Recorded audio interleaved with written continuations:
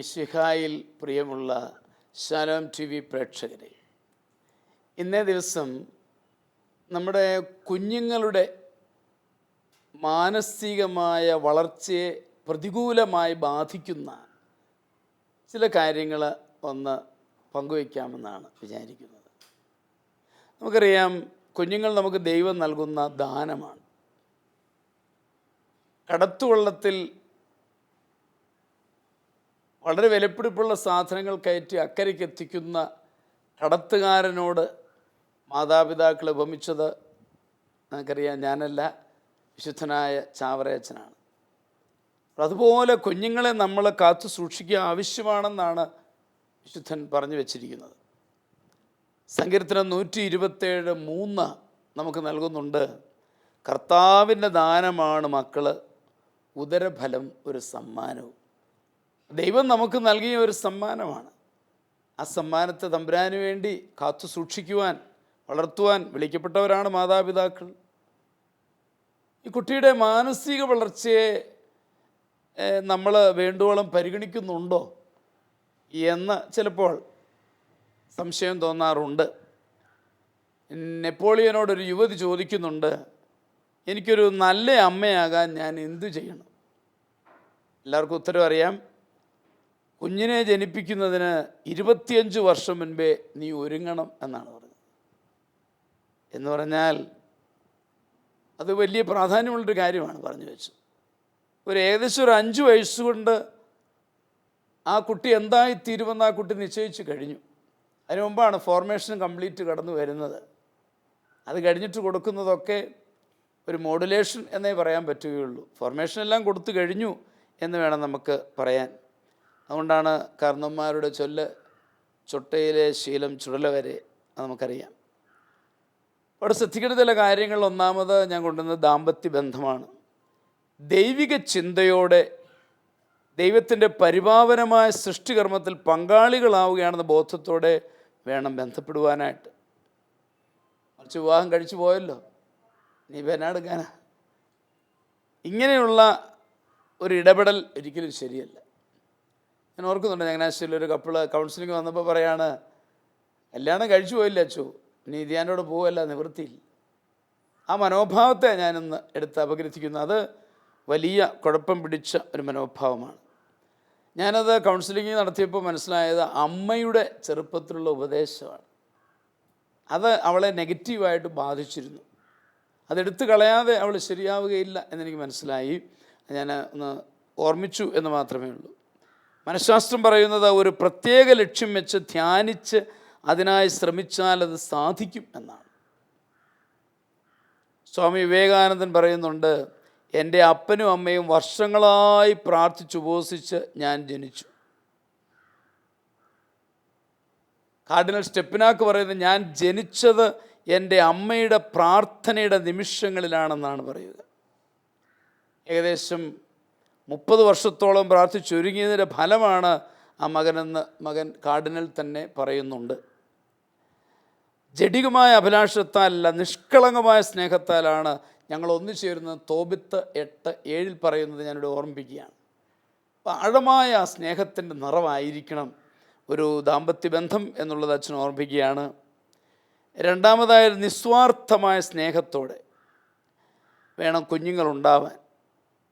കാമവികാരങ്ങളോടെ ബന്ധം പുലർത്തിയാൽ ഈശ്വരചിന്തയും ധാർമ്മിക ബോധവുമുള്ള കുഞ്ഞുങ്ങളെ ജനിപ്പിക്കുവാൻ സാധിക്കുകയില്ല എന്ന് സ്വാമി വിവേകാനന്ദൻ പറയുന്നുണ്ട്. ഞാൻ ഉടനെ ചിന്ത മറ്റൊന്നുമല്ല, പ്രാർത്ഥനാപൂർവം ദൈവത്തിൽ ആശ്രയിച്ചുകൊണ്ട് ഒരു നല്ല കുടുംബജീവിതം നയിക്കുവാൻ പരിശ്രമിക്കണം. ദമ്പതികളോട് ഈ ചെറിയ വാക്കുകളോടെ ഇന്നത്തെ ചോദ്യങ്ങളിലേക്ക് നമ്മൾ കിടക്കുകയാണ്. ഇന്നത്തെ ആദ്യത്തെ ചോദ്യം ആരുടേതാണ്? വാവോട് നിന്ന് മേരിക്കുട്ടിയാണ് ഈ കത്ത് എഴുതുന്നത്. ബഹുമാനപ്പെട്ട അച്ഛ, എൻ്റെ ഭർത്താവിൻ്റെ ശല്യം മുഖാന്തരം ജീവിക്കാൻ വയ്യ. എൻ്റെയും കുഞ്ഞുങ്ങളുടെയും ജീവനെടുക്കുന്ന പ്രവൃത്തികളാണ് ചെയ്യുന്നത്. ഒരു സ്വസ്ഥതയും സമാധാനവും ഇല്ല. കണ്ട സ്ത്രീകളുടെ പുറകെ നടന്നിട്ട് എപ്പോഴും വീട്ടിൽ വഴക്കാണ്. എന്നെയും കുഞ്ഞുങ്ങളെയും എപ്പോഴും അടിക്കുകയും ഉപദ്രവിക്കുകയും ചെയ്യും. വീട് അന്വേഷിക്കുകയില്ല. വീട്ടിലുള്ളതെല്ലാം എടുത്തുകൊണ്ടുപോകും. എല്ലാം നശിപ്പിച്ചു കഴിഞ്ഞപ്പോൾ ഞാൻ കുറേ ആടുകളെ വാങ്ങിച്ചു വളർത്തി. ഇപ്പോൾ അതിനെയും കുറേശ്ശെ വിറ്റ് കാശ് കൊണ്ടുപോവുകയാണ്. ഇയാളുടെ അടിയും ഉപദ്രവവും ഏറ്റ് എൻ്റെ നടുവിനും കാലിനും ശരീരം മുഴുവനും വേദനയും അസുഖവുമാണ്. ഒരു ആടിനെ വിറ്റു എനിക്ക് മരുന്ന് വാങ്ങിക്കാൻ അനുവദിക്കില്ല. ഇന്നും 2 ആടിനെ വിറ്റു, എന്നിട്ട് എന്നോട് ഭയങ്കര വഴക്കാണ്. മര്യാദയ്ക്ക് മിണ്ടാതിരുന്നാൽ കാലും കൈയും നടുവും ഒടിയാതിരിക്കും, അല്ലെങ്കിൽ നീ എണീറ്റ് നടക്കില്ല എന്നും പറഞ്ഞ് ഭയങ്കര വഴക്കാണ്. വയ്യ അച്ഛ, ജീവിക്കാൻ ഇയാൾ സമ്മതിക്കില്ല. ഞാൻ എന്തു ചെയ്യും? ഈ സാഹചര്യത്തിൽ ഞാൻ എന്താണ് ചെയ്യേണ്ടത്? അച്ഛൻ ദയവായി ശാലോം TV-യിലൂടെ മറുപടി പറയണമേ. തീർച്ചയായിട്ടും മേരിക്കുട്ടിയെ ഞാൻ മനസ്സിലാക്കുന്നു. സാഹചര്യം കേട്ടിടത്തോളം വളരെ മോശമാണ്. എങ്കിലും എനിക്ക് ആമുഖമായി പറയാനുള്ള ദൈവത്തിന് അസാധ്യമായിട്ടൊന്നുമില്ല എന്നതാണ്. ലൂക്കാ 1:37 ദൈവത്തിനൊന്നും അസാധ്യമല്ല എന്ന തിരുവചനം അത് ഹൃദയത്തിൽ ഉറപ്പിക്കണം മേരിക്കുട്ടി. അത് കൂടെ ഉരുവിടണമെന്ന് എനിക്ക് പറയാനുണ്ട്. ശരിയാണ്, നിരാശ ഉണ്ടാകുന്ന സാഹചര്യമാണ്, ഞാൻ കേട്ടിട്ടുള്ളത് എനിക്ക് മനസ്സിലായി. എങ്കിലും ഇല്ല, ദൈവത്തിന് അസാധ്യമായിട്ടൊന്നുമില്ല എന്ന പ്രതീക്ഷയോടുകൂടി തീർച്ചയായിട്ടും മേരിക്കുട്ടി പ്രാർത്ഥിക്കണമെന്നാണ് എനിക്ക് പറയാനുള്ളത്. തിരുരക്തം തളിച്ച് പ്രാർത്ഥിക്കുക. ഇവിടെയാണ് ഈ കുരുട്ടുകളെ, ഈ ബുദ്ധിമുട്ടുകളെല്ലാം അഴിച്ചെടുത്ത് ഫ്രീ ആക്കാൻ തിരുരക്തത്തിൻ്റെ പ്രാർത്ഥന വളരെ ഫലദായകമാണ്, സംശയമില്ല. ഹെബ്രായർക്കുള്ള ലേഖനം 9-ാം അധ്യായം 13-14 വാക്യങ്ങൾ പറയുന്നുണ്ട്. നിർജീവ പ്രവൃത്തികളിൽ നിന്നും തിരുരക്തം നമ്മളെ എത്രയധികമായി വിമോചിപ്പിക്കുമെന്നാണ് പറയുന്നത്. ഹെബ്രായ 9:13-14 പറയാം. നിർജീവ പ്രവൃത്തിയാണ് ഇപ്പോൾ ഈ പറഞ്ഞതൊക്കെ. ഏതാ? മറ്റു സ്ത്രീകളുടെ പുറകെ പോകുന്നു, ഇങ്ങനെയൊക്കെയുള്ള പ്രശ്നങ്ങളൊക്കെ. അതിൽ നിന്ന് മോചിപ്പിക്കാനായിട്ട് തിരുരക്തത്തിന് വലിയ ശക്തിയുണ്ട്, യാതൊരു സംശയമില്ല. അതുകൊണ്ട് അച്ഛൻ പറയുന്നത്, കർത്താവിൽ പ്രതീക്ഷ അർപ്പിച്ചുകൊണ്ട് ഈശോയുടെ തിരുരക്തം തളിച്ച് പ്രാർത്ഥിക്കണം. ഫലം ഉണ്ടാകും. ഞാൻ നിരാശപ്പെട്ട് ഇരിക്കരുത് എന്ന് ഞാൻ പറയുകയാണ്. ഇനിയും ഇത്ര വലിയൊരു അകൽച്ച ഉണ്ടാകാൻ കാരണം എന്താണെന്ന് കൂടെ മേരിക്കുട്ടി ചിന്തിക്കണം. ഒരുപക്ഷെ ഇദ്ദേഹത്തിന് നമ്മൾ വേണ്ട പോലെ അദ്ദേഹത്തിന് സഹകരിച്ചില്ലയോ, അല്ലെ അദ്ദേഹത്തോട് ആദരവ് പുലർത്തിയില്ലയോ, എനിക്കറിഞ്ഞുകൂടാ. മേരിക്കുട്ടി അത് കത്തെഴുതിയിട്ടില്ലെങ്കിലും ഞാൻ മേരിക്കുട്ടിയുടെ ഭാഗത്തുനിന്ന് കുറവുണ്ടോ എന്നൊന്ന് ആലോചിക്കുന്നതിൽ തെറ്റില്ല. അതൊന്ന് വളരെ എളിമയോടെ ആലോചിച്ച് നോക്കണമെന്ന് എനിക്ക് അഭിപ്രായമുണ്ട്. മറ്റു സ്ത്രീകളുടെ പുറകെ പോകുന്നതൊരു അഡിക്ഷൻ ആണെങ്കിൽ, ഇത് എൻ്റെ ഭാഗത്ത് നല്ല സഹകരണം കൊടുത്തു പക്ഷേ എന്നിട്ടും ഇല്ല, അങ്ങനെയാണെങ്കിൽ എൻ്റെ ഒരു അഭിപ്രായം ഒരു സൈക്കോളജിക്കൽ കൗൺസിലിങ് നല്ലതാണ്. അതിനായിട്ടൊന്ന് പ്രേരിപ്പിക്കുക. ഇന്ന് നമുക്ക് അത് ഉണ്ടാകുന്ന അവസരങ്ങളുണ്ട്. ഈ കത്ത് എവിടെ നിന്നാണ് എഴുതിയിരിക്കുന്നത് നിമ്മി? വാവോട് നിന്നാണ്. അപ്പോൾ അവിടെ നമുക്ക് ട്രിവാൻഡ്രം അടുത്തൊക്കെ അതിനുള്ള അവസരങ്ങളുണ്ട്, അതുകൊണ്ട് പോകാനായിട്ട് സാധിക്കും. ഒന്നിച്ചു പോവുക. അയാളെ തന്നെ പറഞ്ഞു വിട്ടാൽ 2 പേരും കൂടെ ഒരുമിച്ച് പോകണം. മേരിക്കുട്ടിക്കായിട്ട് എനിക്കുള്ള പ്രശ്നമാണെന്ന് പറഞ്ഞാലും തെറ്റില്ലെന്ന് എൻ്റെ ഒരു അഭിപ്രായമാണ്. എനിക്ക് ഏതാണ്ടൊക്കെ തോന്നുന്നു നമുക്ക് ഒരു കൗൺസിലറെ കാണാം എന്ന് പറഞ്ഞ് അദ്ദേഹത്തെ പ്രേരിപ്പിച്ച് കൊണ്ടുപോകാനായിട്ട് പരിശ്രമിക്കുക. അതോടൊപ്പം തന്നെ ഒരു ധ്യാനം നല്ലതാണ്. ധ്യാനത്തിന് ഞാൻ ഉദ്ദേശിക്കുന്നത് കുറച്ച് ഇൻപുട്സ്, വചനം കിട്ടും. ആ വചനത്തിൻ്റെ ശക്തി ഭാവിയിൽ മുമ്പോട്ട് പോകാനായിട്ട് എളുപ്പമുണ്ടാക്കും എന്നുള്ളത് കൊണ്ടാണ്. കത്തിൽ മദ്യത്തിൻ്റെ സ്വാധീനം കാണുന്നില്ല. അപ്പോൾ എനിക്കൊത്തിരി പ്രതീക്ഷയാണ്, ശരിയാകും എന്നാണ് എൻ്റെ ഒരു പ്രതീക്ഷ. എന്തു പറയുന്നു നിമ്മി? ഇവിടെയും അച്ഛൻ പറഞ്ഞതുപോലെ മദ്യമില്ല. പിന്നെ പരസ്ത്രീകളുമായിട്ടുള്ള ബന്ധമാണ് ഇവിടെ പ്രധാനമായിട്ട് സൂചിപ്പിച്ചിരിക്കുന്നത്. പിന്നെ വീട്ടിലെ സാധനങ്ങളും എല്ലാം വിൽക്കും, അവരെ ഉപദ്രവിക്കും. അങ്ങനെയുള്ള ആദ്യമേ വസ്തുവകളെല്ലാം വിറ്റു, അത് കഴിഞ്ഞ് പിന്നെ ആടിനെ മേടിച്ചു, ആടിനെ വിറ്റു, എല്ലാം നശിപ്പിച്ച് കഴിഞ്ഞിട്ടാണ് പിന്നെ ഉപദ്രവിക്കുന്നത്. ഇവർക്കൂടെ നല്ല ഉപദ്രവം കിട്ടുന്നുണ്ട്. അതുകൊണ്ടാണ് അവർ ഞാൻ ചെയ്യും, എനിക്ക് കല്ലോട്ട് ഓടിക്കുമെന്നൊക്കെ പറഞ്ഞിട്ടുണ്ട്. മക്കൾക്കും അമ്മയ്ക്കും ഭയങ്കര ശല്യമാണ്. അപ്പോൾ ഇവർ പ്രത്യേകം പ്രാർത്ഥിക്കുക. പിന്നെ അദ്ദേഹത്തോട് പറഞ്ഞാലിപ്പം യേശത്വമൊന്നുമില്ല, നമ്മൾ പറഞ്ഞു കൊടുത്താലൊന്നും അങ്ങനെ വേറെ സ്ത്രീകളുമായിട്ടല്ലേ. അപ്പോൾ ഇവിടെ സഹവാസം ഉണ്ടോയെന്ന് തന്നെ അറിയത്തില്ല. അപ്പം പ്രത്യേകം പ്രാർത്ഥിക്കുക. പിന്നെ അദ്ദേഹത്തോട് പറയാനുള്ളത്, മകനെ പാപത്തിൽ നിന്നും ഒഴിഞ്ഞു മാറുക, സർപ്പത്തിൽ നിന്നെന്നതുപോലെ ഓടി അകലുക എന്ന് പറയുമ്പോൾ പ്രഭാഷകൻ്റെ പുസ്തകം 21-ാം അധ്യായത്തിൽ പറയുന്നത് പോലെ അത് പറയാൻ പറ്റും. പക്ഷേ കേൾക്കാൻ ആളുണ്ടെങ്കിലല്ലേ പറ്റത്തുള്ളൂ. അപ്പം നമുക്ക് ഇതുപോലെ ഉള്ള കുടുംബങ്ങൾ കാണും, അവർക്കായിട്ടും പറയാം. പിന്നെ അമ്മ ഈ സഹോദരി ഭർത്താവിന് വേണ്ടി പ്രത്യേകം പ്രാർത്ഥിക്കുക. തിരുരക്തം ഒഴുക്കി പ്രത്യേകം കണ്ണുനീരോടെ പ്രാർത്ഥിക്കുക. അതാണ് പ്രധാനമായിട്ടും ഉള്ളത്. ദൈവത്തിന് അസാധ്യമൊന്നുമില്ലല്ലോ. നമ്മൾ പ്രാർത്ഥിക്കുക, വിശ്വാസത്തോടെയും എളിമയോടെയുമുള്ള പ്രാർത്ഥന ദൈവം കൈക്കൊള്ളും എന്നാണ് എനിക്ക് പറയാനുള്ളത്. അപ്പോൾ നിമ്മി പറയുന്നത് പ്രധാനമായിട്ടും പ്രാർത്ഥിക്കണം. അതോടൊപ്പം തന്നെ ഈ വലിയ ഈ ഒരു അഡിക്ഷനായിട്ട് ഇങ്ങനെ മാറിയിരിക്കുന്ന ആ തിന്മയിൽ നിന്ന് അകലാൻ മേരിക്കുട്ടിക്ക് സാധിക്കുകയല്ലെന്ന് ചെയ്യാൻ, എങ്കിലും ഒരുപക്ഷെ അങ്ങനെയുള്ളവർ കേൾക്കുന്നുണ്ടെങ്കിൽ അവർ സർപ്പത്തിൽ നിന്ന പോലെ പാപത്തിൽ നിന്ന് ഓടി അകലണം എന്ന പ്രഭാഷകൻ്റെ വാക്യമാണ് നിമ്മി അനുസ്മരിപ്പിച്ചത്. നമ്മൾ സർപ്പത്തെ കണ്ടാൽ നമ്മൾ ആരും എടുത്ത് ഉമ്മ വയ്ക്കുകയില്ല, നമ്മൾ ഓടി അകലും, അല്ലെങ്കിൽ അതിനെ നശിപ്പിക്കും. അതുപോലെ തന്നെ ചെയ്യണം. അല്ലെങ്കിൽ ആ വചനം പറയാണ്, അല്ലെങ്കിൽ അത് നിൻ്റെ ജീവൻ അപഹരിക്കുമെന്ന്. എന്ന് പറഞ്ഞാൽ അത് നിന്നെ കടിച്ചിട്ട് ജീവൻ അപഹരിക്കും. അപ്പോൾ ആത്മീയ ജീവനെ നശിപ്പിക്കുന്ന ഏറ്റവും വലിയ തിന്മയാണ് ഈ പാപം. ആ പാപത്തിൻ്റെ സാഹചര്യം ഓടി അകലണം. ഒരുപക്ഷെ ഏതെങ്കിലും തരത്തിൽ രഹസ്യമായിട്ട് ജീവിത പങ്കാളി ഇതുവരെ അറിഞ്ഞിട്ടില്ല, പക്ഷേ എനിക്ക് ഇച്ചിരി ഉണ്ട്, ഒരുപക്ഷെ ക്ഷമിക്കണം, കേൾക്കുന്ന ആർക്കെങ്കിലും അങ്ങനെയുള്ള തിന്മകളുണ്ടെങ്കിൽ അതിന് ഓടി അകലണമല്ല, നമ്മുടെ കുടുംബം നശിക്കും എന്നുള്ളത് ഇവിടെ നിമ്മി എടുത്തു പറയുകയാണ്. ടോംസ് എന്ന് പറയുന്നു. തീർച്ചയായിട്ടും ഈ പ്രിയപ്പെട്ട സഹോദരിയുടെ വേദന ഞങ്ങൾ ഉൾക്കൊള്ളുന്നു. ഞങ്ങൾ തീർച്ചയായിട്ടും സഹോദരിയുടെ കുടുംബത്തെ പ്രത്യേകമായിട്ട് ഞങ്ങൾ ഓർത്ത് പ്രാർത്ഥിക്കാം. കാരണം മനസമാധാനമില്ല, പുള്ളിക്കാരൻ ഇങ്ങനെ പോകുന്നു, കുടുംബത്തിൽ സമ്പത്തില്ല, ഒന്നിനും മാർഗമില്ലാത്തൊരു അവസ്ഥ കൂടി ഇതിനകത്ത് വിവരിക്കുന്നുണ്ട്. തീർച്ചയായിട്ടും അത് ഉൾക്കൊണ്ട് ഞങ്ങൾ പ്രാർത്ഥിക്കാമെന്ന് ഉറപ്പ് പറയുന്നതോടൊപ്പം എനിക്ക് ഒന്ന്, ഈ തിന്മയുടെ സ്വാധീനം ഈ മനുഷ്യനിൽ രൂപം കൊണ്ട സാഹചര്യങ്ങളെപ്പറ്റി വല്ലതൊക്കെ അറിയാമെങ്കിൽ അതൊന്ന് ചിന്തിക്കുന്നത് നല്ലതാണ്. അച്ഛൻ പറഞ്ഞതുപോലെ ഞാൻ ഒന്നുകൂടെ സഹോദരിയോട് ചോദിക്കുന്നത്, ഈ സഹകരണക്കുറവ്, ദാമ്പത്യ ധർമാനുഷ്ഠാനങ്ങളിലുള്ള സഹകരണക്കുറവ്, നമ്മൾ ഭക്തിയും അല്ലെങ്കിൽ വേറെ ഏതെങ്കിലുമൊക്കെ പറഞ്ഞിട്ട് നമ്മുടെ കടമകൾ മറന്നുപോയിട്ടുണ്ടോ എന്നത് ഒന്ന് ചിന്തിക്കുന്നത് നല്ലതാണ്. ഇനി അങ്ങനെയാണെങ്കിൽ, അങ്ങനെ എന്തെങ്കിലും സംഭവിച്ചിട്ടുണ്ടെങ്കിൽ വർദ്ധിച്ച വീര്യത്തോടെ സ്നേഹം ആ മനുഷ്യന് കൊടുത്ത് കീഴടക്കണം. സ്നേഹത്തിൻ്റെ അഭാവം, കുറ്റപ്പെടുത്തലുകൾ, എപ്പോഴും മറ്റുള്ള ഏതെങ്കിലുമൊക്കെ സാഹചര്യങ്ങൾ, ഇതൊക്കെ നമ്മളിൽ നിന്ന് അകന്നു പോകാൻ കാരണമായിട്ടുണ്ടോ എന്ന് ചിന്തിക്കുന്നത് നല്ലതാണ്. അങ്ങനെയുണ്ടെങ്കിൽ അങ്ങനെയുള്ള സാഹചര്യങ്ങളെ ഒഴിവാക്കി അദ്ദേഹത്തെ ചേർത്ത് നിർത്തണം.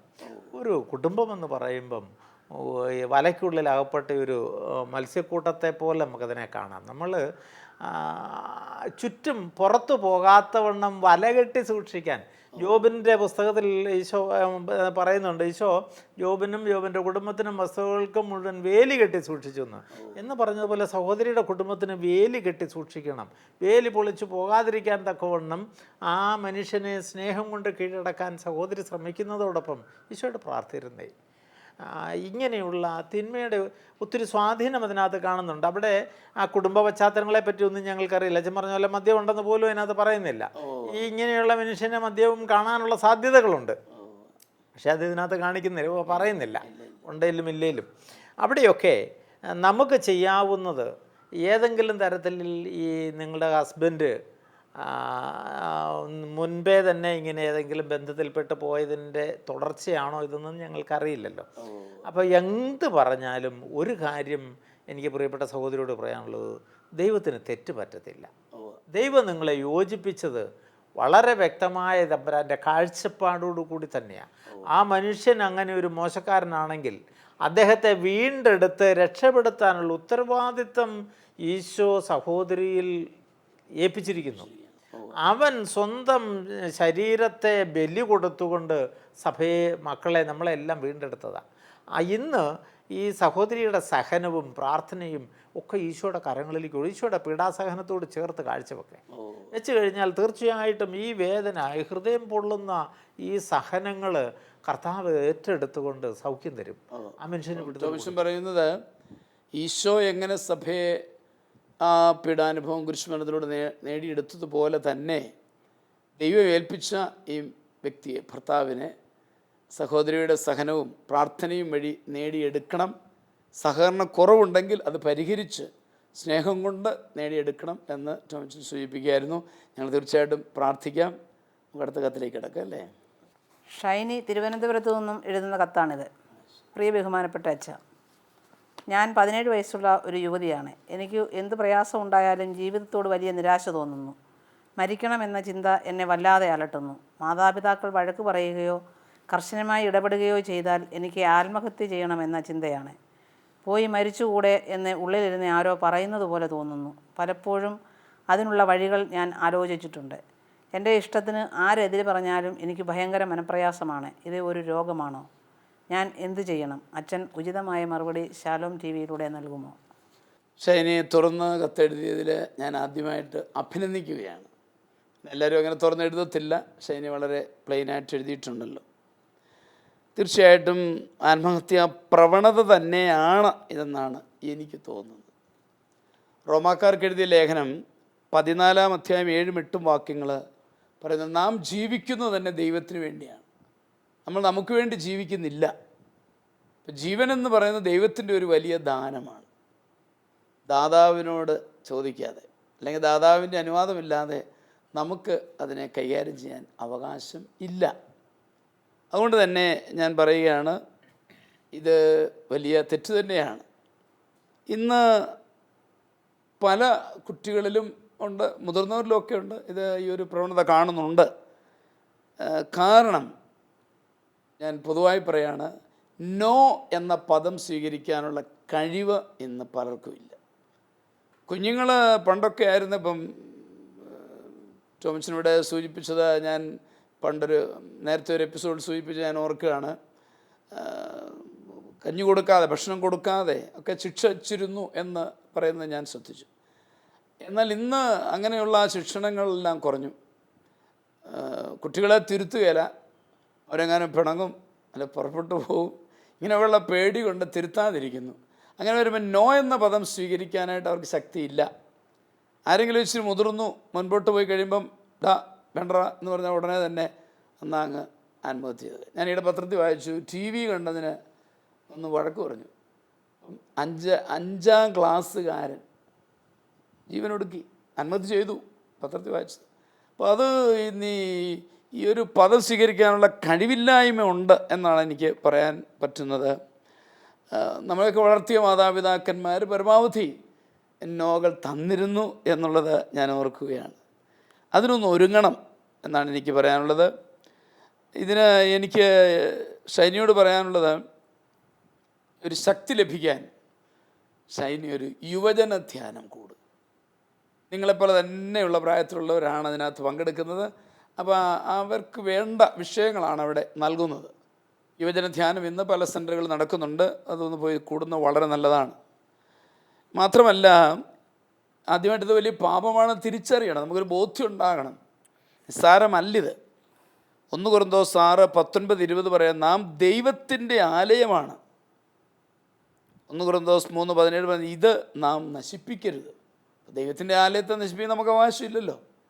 അതുകൊണ്ട് അത് റൂൾ ഔട്ട് ചെയ്യുക. അങ്ങനെ ഒരു ചിന്ത പോലും മനസ്സിൽ വരാൻ പാടില്ല എന്ന് കരുതണം. അതിനായിട്ട് ശക്തി കിട്ടാനാണ് ഞാൻ ധ്യാനം ഓർമ്മിപ്പിച്ചത്. ജീവൻ്റെ ഉടമ ദൈവം മാത്രമാണ്, അതെടുക്കാൻ നമുക്ക് അവകാശമില്ല. തീർച്ചയായിട്ടും പ്രാർത്ഥിക്കാം. ധ്യാനത്തിലുള്ള സ്പിരിച്വൽ കൗൺസിലിങ്ങിലൂടെ അതിന് വലിയൊരു മാറ്റം വരുമെന്നാണ് ഞാൻ പ്രതീക്ഷിക്കുന്നത്. ഇതേക്കുറിച്ച് ടോമിച്ചൻ എന്താണ് പറയാനുള്ളത്? എനിക്ക് അച്ഛൻ പറഞ്ഞതുപോലെ തന്നെ മോള് അങ്ങനെ ഒരു അവസ്ഥ തന്നിലുണ്ട് എന്ന് അറിയിച്ചതിൽ ഒത്തിരി നന്ദി. കാരണം ഇതുപോലെ ഉള്ള അനേക കുട്ടികളുണ്ട് സമൂഹത്തിൽ. അവർക്കെല്ലാവർക്കും ഒരു പാഠമാകുന്ന തരത്തിൽ ഇതിനെപ്പറ്റി പറയാനൊരവസരം ഇതുവഴിയായിട്ട് നൽകപ്പെട്ടു എന്നുള്ളത് കൊണ്ട് ആദ്യമേ മോൾക്ക് ഒത്തിരി നന്ദി പറയുക. ഇനി ഞാനിതെല്ലാം കേട്ടപ്പോഴത്തേക്ക് എൻ്റെ മനസ്സിലേക്ക് തോന്നിയത്, മോള് ഈ 17 വയസ്സെന്നൊക്കെ പറയുമ്പം സ്കൂളിലും കോളേജുകളിലും ഒക്കെ കൂടെ കടന്നു പോയ കാലഘട്ടങ്ങളാണ്. ഇവിടെയൊക്കെ ഏതെങ്കിലും അരുതാത്ത ബന്ധങ്ങളിലൂടെ കടന്നു പോയിട്ടുണ്ട്. ഇപ്പോൾ സാത്താൻ വർഷിപ്പ് അതുപോലുള്ള പല സാഹചര്യങ്ങളുണ്ടല്ലോ. ഇതിനകത്തെങ്ങാനുമൊക്കെ ചെന്ന് പെട്ടുപോയാൽ ഇതുപോലുള്ള ഫീലിങ്ങുകൾ ഉണ്ടാകുക സ്വാഭാവികമാണ്. കാരണം അത് സാത്താൻ്റെ തിന്മയുടെ സ്വാധീനമാണ്. ആരോ പോയി ചത്തുകൂടെ എന്ന് ചോദിക്കുന്നു എന്നൊക്കെ അല്ലെങ്കിൽ വിളിച്ചു അങ്ങനെയുള്ള ഒരു തോന്നലുകളൊക്കെ വരുന്നു എന്ന് പറയുന്നത് തീർത്തും സാത്താൻ്റെയാണ്. കള്ളൻ വരുന്നത് കൊല്ലാനും മുടിപ്പിക്കാനും നശിപ്പിക്കാനുമാണെന്ന് ഈശോ പറഞ്ഞു. കള്ളനാ ഇതിൻ്റെ പിന്നിൽ നിൽക്കുന്നത്. ഈ ജീവനെ അപഹരിക്കുക എന്നത് കള്ളൻ്റെ ലക്ഷണമാണ്. അതുകൊണ്ട് മോള് വളരെ വ്യക്തമായിട്ട് കഴിഞ്ഞ കാലയളവിൽ എവിടെയെങ്കിലുമൊക്കെ അരുതാത്ത കൂട്ടുകെട്ടിലൂടെ ചെന്ന് പെട്ടുപോയിട്ടുണ്ടോ എന്നതൊന്ന് അന്വേഷിക്കുന്നത്, അറിയുന്നത് നല്ലതാണ്. അങ്ങനെ ഉണ്ടെങ്കിൽ തമ്പുരാൻ്റെ മുമ്പിൽ അതിന് പരിഹാരം ചെയ്ത് മോള് നിങ്ങളുടെ വിചാരിച്ചിൻ്റെ അടുത്ത് തന്നെ എന്ന് പറയുകയും കുമ്പസാരിക്കുകയും ഒക്കെ ചെയ്യുന്നത് നല്ലതാണ്. ഒപ്പം എനിക്ക് മോളോട് പറയാനുള്ളത്, മോളൊരു കൊച്ചുകുട്ടിയല്ലേ, കഴിവുള്ള ദിവസങ്ങളെല്ലാം വിശുദ്ധ കുർബാനയ്ക്ക് പോവുക. വിശുദ്ധ കുർബാനയിൽ അപ്പവും വീഞ്ഞും സമർപ്പിക്കുമ്പോൾ മോളെ തന്നെ സമർപ്പിക്കുക. ആ ബലിപീഠത്തിൽ മോളെ സമർപ്പിക്കുക. കാസായാലും ബിലാസായാലും ഒക്കെ മോളെ തന്നെ ഏൽപ്പിച്ചു കൊടുക്കുക. ദൈവമേ, നിൻ്റെ പരിശുദ്ധാത്മാവ് എഴുന്നള്ളി വരട്ടെ എന്ന വൈദികൻ്റെ പ്രാർത്ഥനയിൽ അത് നിൻ്റെ മേൽ ആവസിക്കട്ടെ, ആത്മാവ് നിൻ്റെ മേൽ കടന്നു വരട്ടെ. ഇതുപോലുള്ള ചിന്തകൾ മുഴുവൻ മാറ്റപ്പെടാനും കഴുകപ്പെടാനും പുതുജീവനായിട്ട് പുതു സൃഷ്ടിയായിട്ട് നീ മാറ്റപ്പെടാനും അത് കാരണമായി തീരും. ഇത് തികച്ചും സാത്താൻ്റെതായ ഒരു ആവാസം ഇതിനകത്തുണ്ട്. രോഗമല്ലെങ്കിൽ തീർച്ചയായിട്ടും തിന്മയാണ്. അപ്പോൾ അത് മോള് മനസ്സിലാക്കിക്കൊണ്ട് മോള് നിരാശപ്പെടണ്ട. ഇതൂടെ കൂടി ശക്തിയായിട്ട് പൊക്കോ. മോൾക്കൊരു വലിയ ശക്തിയും ചൈതന്യവും ഈശോ തരും. ഞങ്ങൾ ഓർത്ത് പ്രാർത്ഥിക്കാം. മോള് ബലിയർപ്പണത്തിലും സജീവമാകുക, കുമ്പസാരിക്കുക, തിന്മയുടെ മേഖലകളെ വിട്ടോടുക. ഇത് ഇത്രയും ചെയ്താൽ മോൾക്ക് ഇതിൽ നിന്ന് മോചനമുണ്ട്. ശാന്തമായി സമാധാനമായിട്ട് പൊക്കോ. കർത്താവ് മോടെ കൂടെ ഉണ്ട്. തീർച്ചയായിട്ടും ടോമിച്ചൻ ഒന്നുകൂടെ ഹൈലൈറ്റ് ചെയ്തത്, ഒരുപക്ഷെ ഏതെങ്കിലും തരത്തിലുള്ള തിന്മയുടെ സ്വാധീനങ്ങളിൽ പോയി പഠനകാലത്ത് വീണിട്ടുണ്ടോ എന്നുള്ളതാണ്. അത് ഷൈനി അന്വേഷിക്കേണ്ടതാണ്. തിരുവനന്തപുരം എന്ന് കേട്ടപ്പോൾ ഞാനും മനസ്സിലോർത്തു. ഞാൻ ഈയിടെ അവിടെ ധ്യാനിപ്പിക്കാൻ പോയപ്പോൾ അവിടെ അടുത്ത് ഈ സ്റ്റേറ്റ് വർഷിപ്പിൻ്റെ ഒരു സ്ഥലം സെൻ്ററുണ്ട് എന്ന് മനസ്സിലാക്കി. ചില പിള്ളേരൊക്കെ അതിനകത്ത് പോയി വീഴുന്നുണ്ട് എന്ന് മനസ്സിലായി. അപ്പോൾ അതും ഷൈനി കാര്യമായിട്ട് ചിന്തിക്കണം. ടോമിച്ചൻ പറഞ്ഞതുപോലെ അങ്ങനെ എന്തെങ്കിലും പ്രശ്നം ഉണ്ടായിട്ടുണ്ടെങ്കിൽ എത്രയും വേഗം കുദാശയിലേക്ക് അടുക്കണം, കുമ്പസാരിക്കണം. അതുപോലെ കുർബാനയുടെ ശക്തിയിൽ ആത്മാവിൻ്റെ അഭിഷേകം ഉണ്ടാകാൻ പ്രാർത്ഥിക്കണം. അങ്ങനെ രക്ഷപ്പെടുവാൻ ദൈവം കരനീട്ടി നിൽക്കുകയാണ് എന്നോർക്കുക. ഇതേക്കുറിച്ച് എന്താ നിമ്മിക്ക് പറയാനുള്ളത്? പറയാനുള്ളത്, ഒരുപക്ഷെ ഇവൾ സാത്താൻ വർഷിപ്പ് പോലെ തന്നെ ഓജോ ബോർഡ് എന്നൊക്കെ പറയുന്ന സംവിധാനമുണ്ട്. അതിനകത്ത് ശ്രദ്ധിച്ചാലും അതൊരു തിന്മയുടെ സ്വാധീനമാണല്ലോ. അതിൽ പെട്ടാലും ഇങ്ങനെയൊക്കെ വരാൻ സാധ്യതയുണ്ട്. ആത്മഹത്യ ശ്രമം അത് വളരെ തെറ്റായ ചിന്താഗതിയാണ്. നമുക്ക് പിന്നെ ജീവൻ തന്നവൻ തന്നെ തിരികെ എടുക്കുന്നതാണ് അതിൻ്റെ പ്രധാനം. നമ്മൾക്ക് ജീവൻ ഒരിക്കലും എടുക്കുവാനുള്ള അവകാശമില്ല. അപ്പോൾ അത് ഭയങ്കര പാപം തന്നെയാണ്. ആത്മഹത്യ ചെയ്താൽ നമുക്ക് സ്വർഗരാജ്യം ലഭിക്കുകയേ ഇല്ല. അപ്പം അതിനായിട്ട് മോൾ അതിൽ നിന്നും പിന്തിരിപ്പിക്കാൻ വേണ്ടി പ്രത്യേകം പരിശുദ്ധാത്മാവിനോട് തന്നെ പ്രാർത്ഥിക്കുക. പരിശുദ്ധാത്മാവിനാൽ നയിക്കപ്പെടുവാൻ പ്രാർത്ഥിക്കുക. പരിശുദ്ധാത്മാവാണ് എല്ലാം നമുക്ക് വിവേകവും ജ്ഞാനവും ബുദ്ധിയൊക്കെ തരുന്നത്. വിവേകം ഇല്ലായ്മ വരുമ്പോഴാണ് നമ്മൾ ഇങ്ങനെയുള്ള തിന്മയ്ക്ക് അടിമയാകുന്നത്. അപ്പോൾ അതിനുവേണ്ടി പ്രത്യേകം പ്രാർത്ഥിക്കുക. ഇനിയും മസ്തിഷ്കത്തിൻ്റെ ചില തകരാറ് മൂലം ചില സംശയരോഗങ്ങളൊക്കെ ഉണ്ടാകാം. അതിൻ്റെ സംവിധാനങ്ങൾ അതിൻ്റെ മസ്തിഷ്കത്തെ നിയന്ത്രിക്കുന്ന സംവിധാനങ്ങൾക്ക് തകരാറുണ്ടാകുമ്പോൾ ആത്മഹത്യ പ്രവണതയൊക്കെ ഉണ്ടാകാൻ സാധ്യതയുണ്ട്. അപ്പോൾ അതിനായിട്ടുള്ള ചികിത്സയുള്ള സെൻറ്ററുകളുണ്ട്, അല്ലെങ്കിൽ ആൻറ്റി ഡിപ്രസൻ മെഡിസിൻസൊക്കെ ഉണ്ട്. അങ്ങനെയാണെങ്കിൽ അതിനായിട്ടുള്ള ചികിത്സകളൊക്കെ ഉണ്ട്. അല്ലെങ്കിൽ മോൾ പ്രത്യേകം ഒരു യുവജന ധ്യാനം കൂടുന്നതെന്നാണ് നല്ലതാണ്. പിന്നെ കുമ്പസാരിച്ച് വിശുദ്ധ കുർബാന സ്വീകരിക്കുക. അനുദിനം വീട്ടിൽ അമ്മച്ചി മക്കളും എല്ലാവരുമായിട്ട് സഹോദരങ്ങളും ഒക്കെ ആയിട്ട് പള്ളിയിൽ പോവുക, വിശുദ്ധ കുർബാനയിൽ സംബന്ധിക്കുക. ഇങ്ങനെയൊക്കെ ചെയ്താൽ എല്ലാത്തിൽ നിന്നും വിടുതൽ. പിന്നെ നിരന്തരം പ്രാർത്ഥിക്കുക. എല്ലാ ദിവസവും രാവിലെ വെളുപ്പിനെ എഴുന്നേറ്റ് പ്രാർത്ഥിക്കുക, രാത്രിയിൽ പ്രാർത്ഥിക്കുക, കുടുംബ പ്രാർത്ഥനയിൽ സഹകരിക്കുക.